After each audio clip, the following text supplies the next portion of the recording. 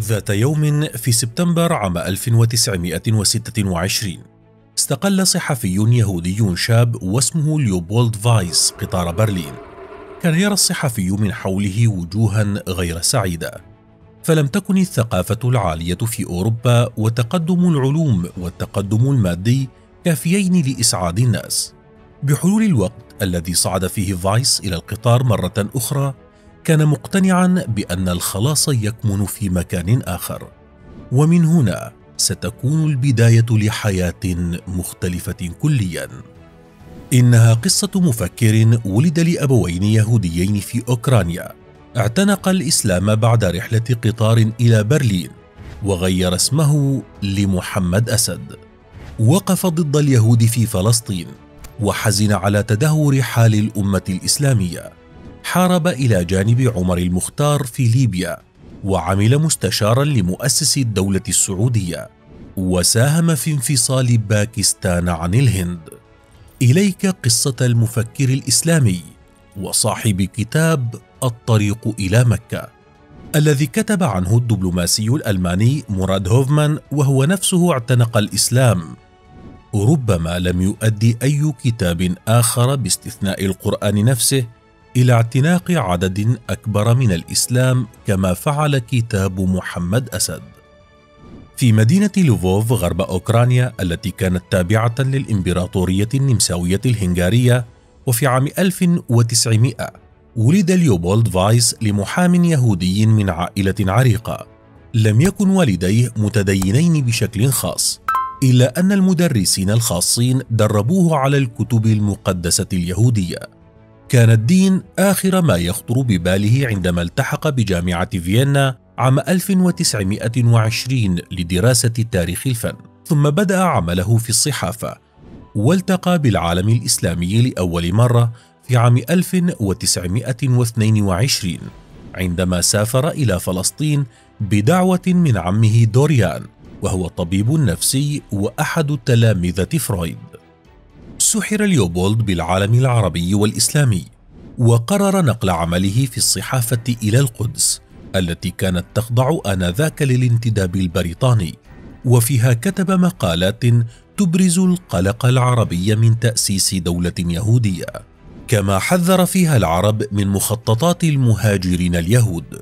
وقرر في زيارة لبرلين عام 1926 أن يصبح مسلما ويحمل اسم محمد أسد، وسرعان ما لحقت به زوجته وأعلنت إسلامها. بعد إسلام محمد أسد سافر لأداء فريضة الحج واستقر في المدينة المنورة. تعرف هناك على مؤسس السعودية وأول ملوكها عبد العزيز آل سعود، وعمل مستشارا له، ثم انتقل للعيش في شبه القارة الهندية، والتقى بالمفكر والشاعر الهندي محمد إقبال. ساهم الطرفان بانفصال باكستان عن الهند وإقامة دولة إسلامية مستقلة. بعد الانفصال حصل على الجنسية الباكستانية، وانضم إلى وزارة الخارجية الباكستانية كرئيس لقسم الشرق الأوسط، وبذل جهودا لتقوية علاقات باكستان مع الدول الإسلامية في الشرق الأوسط. ثم تقلد عدة مناصب في باكستان قبل أن يعتزل العمل السياسي ويتفرغ للكتابة والبحث، فتنقل بين نيويورك وسويسرا والمغرب قبل أن يستقر في الأندلس، وبقي فيها حتى توفي عام 1992 عن عمر ناهز 92 عاما، وتم دفنه في المقبرة الإسلامية بغرناطة. نشر أسد خلال فترة اعتزاله العمل السياسي عدة كتب، وكان الكتاب الأهم في حياته هو الطريق إلى مكة، والذي كان بمثابة الجسر بين العالم الغربي والإسلامي، حيث تحدث في الكتاب عن السنوات التي قضاها في الجزيرة العربية وباكستان وليبيا، وأظهر حزنا كبيرا عما حل في الجزيرة العربية التي قال إنها لم تعد موجودة بسبب التغير الذي جلبه النفط، معتبرا أن بساطتها العظيمة قد اختفت ومعها الكثير من الأشياء الفريدة من نوعها.